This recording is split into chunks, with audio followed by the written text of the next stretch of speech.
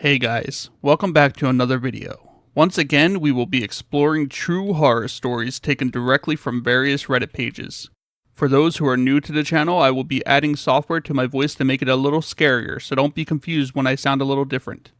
If you guys enjoy the video, be sure to subscribe, it really does help the channel grow. Without further ado, let's get started. Be safe on Omegle. So for some context, I am a teenage male with long dark hair, and this happened maybe an hour ago when I was home alone. I saw all these videos on YouTube about Omegle horror stories and pranks.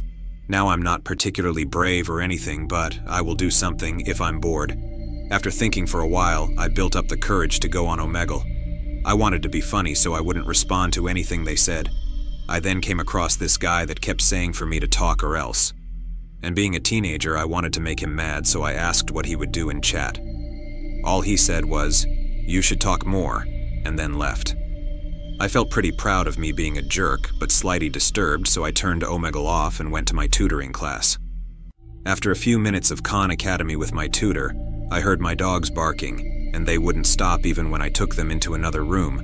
I figured maybe somebody made a loud noise or had a dog whistle. Boy, was I wrong. After calming down my dogs and getting back to tutoring, I heard the noise this time. Somebody had knocked on my back door. My back door is gated off with a 4-foot fence and a lock. The only way somebody could get in is if they had a key or jumped over it. After looking outside for about 10 minutes, I called my stepdad and told him everything. He told me that when he gets home, he'll look around. I accepted that, because he is a doctor and has a lot of work. Half an hour passes, my dogs are outside, and I hear a thump outside my door. I looked around. There was a rock with blue paint on it. After that, I heard my dog barking at our driveway. I have never been this scared in my life. I just feel lucky to have 3 dogs in my house at all times. Now I'm not the kind to show emotion or get scared easily, but that freaked me out. I'm shaking and on the verge of calling the police, and as I was writing this, I remembered that guy on Omegle. Now I'm scared for my life and my family. My sister is the most socially awkward, overly sensitive person I know. It was our granddad who first pointed it out. "If Tilly keeps avoiding us, your grandma's going to get upset." For the longest time, we'd all assumed it was due to some insult he'd aimed at her, possibly after she'd come out. But she wouldn't say. "There's something not right with her." He'd grizzle. The whole situation enraged Mum. She'd rant and rave ahead of every visit, but Tilly, clearly hurting, would hold firm. And so it went, until both grandparents passed. Though she was nothing if not consistent. Tilly was awkward at school too, a total misanthrope. She tried to wear her friendlessness like a badge of honor, mind, but we were close. Every day she'd come home and we'd game together. "Made any friends today?" I'd ask. But she'd just cuddle in and say no, as always, until the day her phone buzzed. She was getting a snack, so I checked who it was from. Someone called Bliss. "You got a text." I fished once she was back. From Bliss. She looked at me wryly. "Girlfriend? Friend? Friend with benefits?" I jibed. "She's just Bliss," Tilly replied ambiguously. "You should meet up," I encouraged. Tilly rolled her eyes. "I'll come get you if it's shit." "Come get me," the text read. "Make up some excuse when you get here." Tilly had gone to the park with Bliss and a couple of other girls from school. Obviously something had gone wrong. 10 minutes later, we were arm in arm, walking back up the hill. I waved goodbye to the 3 chain-smoking girls, mostly for Tilly's sake. "She stinks," Tilly grimaced.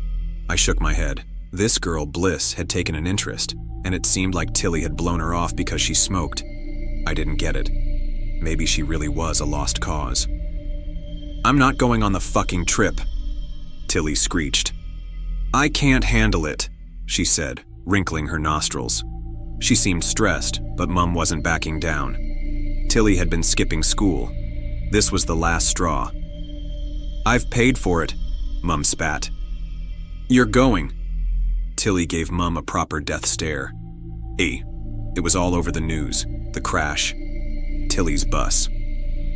Mum was beside herself. She'd found Tilly's phone upstairs and was pacing the kitchen, praying. There were no survivors. Then Tilly walked in through the door. She looked broken. We gathered her in our arms, crying like an amorphous human ball in the hallway. Then she slunk off upstairs. Mum nodded for me to follow. I sat beside her. "Why didn't you get on the bus, Till?" She was on her side, facing the wall. Her messy room was dim. "The smell," she whispered. "It was too much." Confused, I asked, "What do you mean? I'm not sure I follow."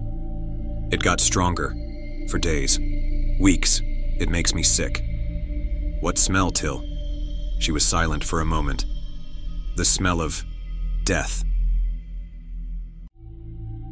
"My wife is isolating me from everyone I know. I really think today will be the day, my love." "Of course it will, darling." I knew this dance by heart. We'd been doing it for years. The truth is, today was unlikely to be the day she stepped outside. It never was. My wife wasn't always like this. She used to be happy, lively, normal. But 18 months ago, something changed. We stopped going out because she couldn't leave the house. Stopped having friends over because she didn't want to see anyone. Gradually, we became isolated from everyone we knew. It's frustrating, but it's a price I'm willing to pay. For better or worse. The phone rang.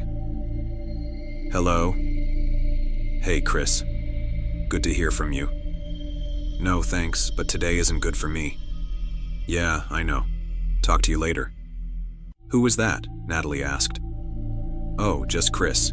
He wanted me to come out with the guys." Her expression became panicked. "You aren't going, are you?" "Of course not, darling." "Oh," she replied, relieved. "That's good. I mean, I want you to spend time with your friends, but..." "I know, darling. I used to have lots of friends, but when things got bad with Natalie, I gradually stopped responding to their invitations. Sorry, I'm busy. I'm too tired tonight. Some other time." Chris was the only one who still asked. I guess he didn't mind the disappointment.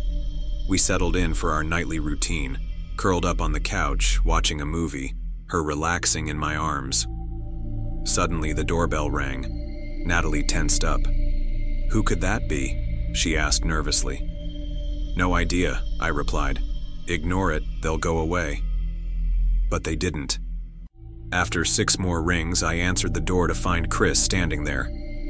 "Hey, buddy, come on, we're going out.